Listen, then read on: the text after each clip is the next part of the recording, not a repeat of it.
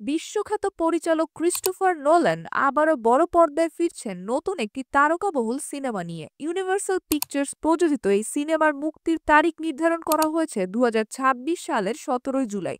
সিনেমাটি থিয়েটার এবং আইম্যাক্স উভয়ের মাধ্যমে প্রদর্শিত হবে, যা নিশ্চিতভাবে নোলানের স্টাইল, ভিজুয়াল এবং গল্পের অসাধারণ অভিজ্ঞতা নিয়ে আসবে। এই সিনেমার অন্যতম আকর্ষণ এর শক্তিশালী অভিনেতা তালিকা। এখানে দেখা যাবে রবার্ট পিটিনসনকে, যিনি ব্যাটসম্যান চরিত্রে অভিনয় করে সবার প্রশংসা কুড়িয়েছেন। সঙ্গে থাকছেন অ্যান হ্যাথওয়ে এবং জেন্ডারের মতো তারকা।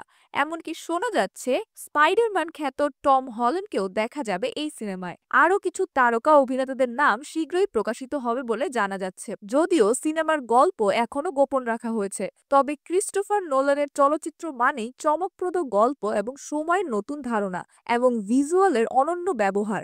ভক্তরা ধারণা করছেন এটি হতে পারে একটি